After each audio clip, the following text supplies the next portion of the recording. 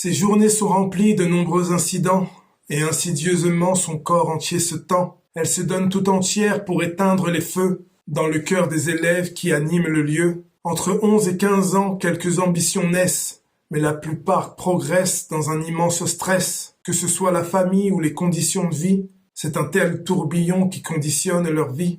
Ma femme est CPE, aime l'éducation. Ce métier la passionne, une vraie addiction. Ça lui remue les tripes et son humanité. Elle côtoie le futur si souvent malmené. Elle veut croire en chaque être, lui montrer son respect, redonner de l'espoir à ceux qui le perdaient. Je l'admire pour ça, je salue son courage. Chaque jour lui offrir un sourire sur son visage. Quand elle rentre chez nous, le travail continue. Nos filles sont en demande, elle est très attendue. Je m'interpose parfois à protéger son espace, créer du temps pour elle, qu'enfin elle se délasse. Cette vie de tension dure 9 mois dans l'année, avec des semaines intenses, puis des jours de congé. Du temps où je constate que la vie d'un collège est remplie de tourments qui rarement s'allègent. Comment prendre du recul sur des situations graves, malgré d'immenses obstacles, la dignité des braves.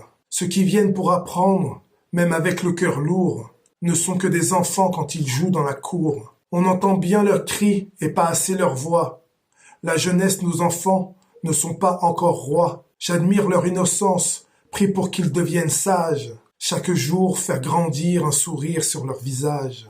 Je soutiens ma chérie, lui apporte de l'écoute. Je donne mon avis car je n'ai aucun doute sur son engagement pour ces générations de futurs êtres humains qui nous succéderont. Elle y donne du cœur, elle y donne de la voix, de l'imagination pour créer de l'estime de soi. Je la trouve formidable, c'est pourquoi je m'engage chaque jour à lui offrir un sourire sur son visage. Merci de m'avoir écouté. Je vous salue.